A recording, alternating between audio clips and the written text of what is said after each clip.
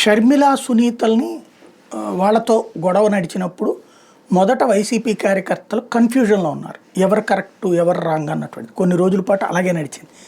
అట్లాంటిది ఎప్పుడైతే ఇక వాళ్ళిద్దరూ తెలుగుదేశం పార్టీ కోసం పనిచేస్తున్నారు, జగన్ ఆస్తులు లేకపోతే జగన్తో ఏదో ఆశిస్తున్నారు అని అర్థమయ్యాక అప్పటి నుంచి వాళ్ళు కూడా వీళ్ళని ద్వేషించడం ప్రారంభించారు. వీళ్ళు కూడా పూర్తిగా యాంటీ జగన్ ప్రో టీడీపీ కిందన కన్వర్ట్ అయిపోయారు. ఇప్పుడు సునీత అకస్మాత్తుగా తెర మీదకి వచ్చింది.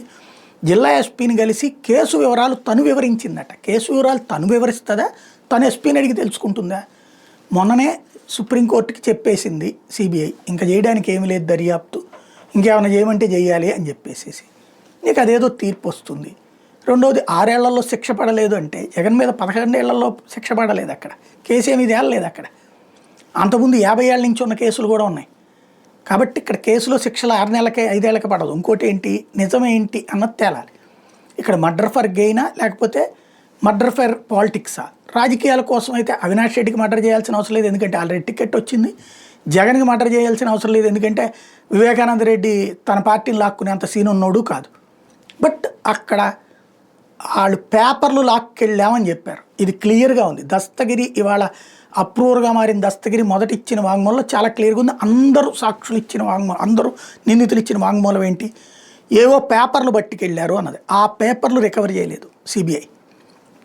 ఆ పేపరే కీలకం, ఆ పేపరే ఆస్తి పేపర్ అన్నటువంటిది. వివేకానంద రెడ్డి గారికి మొదటి భార్య ఉన్నటువంటివి, రెండో భార్య కిందన ఒక ఆవిడని పెళ్లి చేసుకున్న మాట వాస్తవం, వాళ్ళకి ఒక బిడబుట్టాడు అన్నటువంటి మాట వాస్తవం.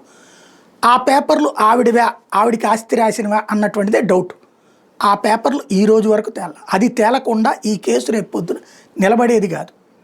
రెండవది వచ్చేటప్పటికి ఇప్పుడు ఇందులో ఆమె ఒక పాయింట్ చెప్పుకొచ్చారు. వివేకానంద ఏది ముగ్గురు అప్పుడు అవినాష్ రెడ్డి ఆయన పేరు బీటెక్ రవి, ఆదినారాయణ రెడ్డి వీళ్ళు చంపమన్నారని చెప్పేసి సతీష్ కుమార్ రెడ్డి మా నాన్నని చంపినట్టు లేఖ సంతకం పెట్టమన్నారు, నేను పెట్టలేదని. ఆవిడ పేపర్ మీద రాయించి సంతకం పెట్టుకుంటే ఏం ప్రయోజనం? ఆల్రెడీ ఆవిడ ఆ రోజున స్టేట్మెంట్లు అయ్యే ఇచ్చింది. ఒకసారి గుర్తుకు తెచ్చుకుంటే 2019 ఎన్నికలకు ముందు అదే స్టేట్మెంట్లు ఇచ్చింది. ఇప్పుడు అట్లాగా అడిగితే నేను సంతకం పెట్టలేదని చెప్తుంది. ఓవరాల్గా ఎలక్షన్స్ టైంకి మొన్నటిసారి షర్మిలను గెలిపించమని ఊరు వాడా తిరిగింది.